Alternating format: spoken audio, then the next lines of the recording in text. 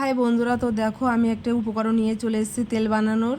তো এই যে সব কিছু উপকরণ আগে থেকে ধুয়ে রেখে দিয়েছি জল ঝরার জন্য, কারণ জল থাকলে ওগুলো অসুবিধা হবে, অনেক দিন তেলটা স্টোর করে রাখা যাবে না। তো দেখো এখানে আমি আদাগুলো কুচি কুচি করে কেটে নিচ্ছি, সব ধুয়ে রাখা ছিল। তো পেঁয়াজ কুচিয়ে নিয়েছি, আদা কুচিয়ে নিচ্ছি, তারপরে আমলকিগুলো নিয়ে নিচ্ছি। তো এখানে আছে আমার আদা, আমলকি, পেঁয়াজ, তারপরে হচ্ছে কালো জিরে, মেথি, এক বোতল তেল নিয়েছি, নারকেল তেল বানাবো বলে সব কিছু দিয়ে। আর লাল জবা ফুল নিয়েছি 4টে, অ্যালোভেরা নিয়েছি, নিম পাতা নিয়েছি, কারি পাতা নিয়েছি, দুল্প ঘাস নিয়েছি, আর নিশিন্দে পাতা নিয়েছি, কটা তোমার খুদকেশুরে পাতা নিয়েছি, আর তুলসী পাতা নিয়েছি কটা। ওগুলো সব কিছু আমি পরিষ্কার করে ধুয়ে নিয়েছিলাম আগে থেকে। তো ওইগুলো সব কিছু আমি ভালো করে সুন্দর করে ছড়ে নেব। আর অ্যালোভেরাও নিয়েছি, একটু লেবুও নিয়েছি অল্প করে। সব কিছু উপকরণ একসঙ্গে আমি সুন্দর করে ধুয়ে নিয়েছিলাম। আর ওগুলো এবারে এক এক করে সব কিছু ছড়ে নিয়ে আমি ওই এক এক করে সব কিছু মিক্সড করে নেব, ওইগুলো একসঙ্গে দিয়ে মিক্সচারে। তো দেখো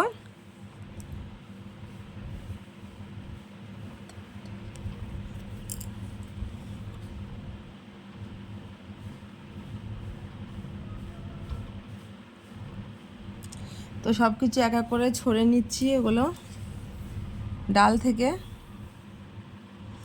তেলটা খুবই উপকারী, আগে একবার আমি বানিয়েছিলাম, ভাবলাম যে আপনাদের সঙ্গে আমি শেয়ার করি, কারণ তেলটা আমার মেখে খুব উপকার হয়েছে, আমার মেয়ে মাকে খুবই সুন্দর তেলটা।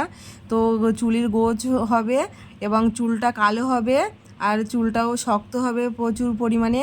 কিনে নেওয়ার চেয়ে বাড়িতে তৈরি করাটা আরোই সুন্দর।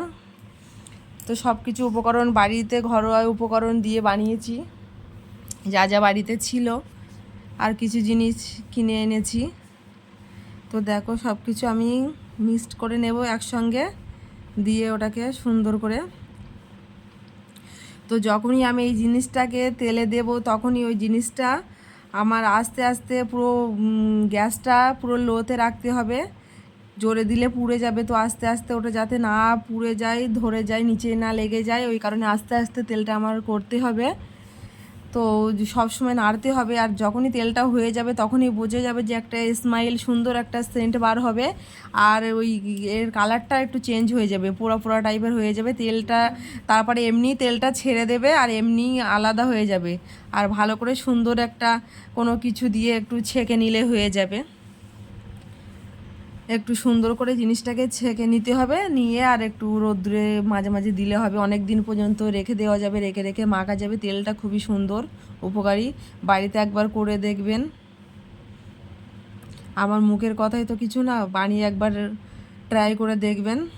তো খুবই সুন্দর। এখন বেশিরভাগ মানুষেরই চুলটা উঠে যাচ্ছে, এরকম সমস্যা হচ্ছে, তো সেই কারণে বললাম। তো আমি এটা মিক্সচারে মিক্সড করে নিয়েছি, তো দেখতে পাচ্ছেন।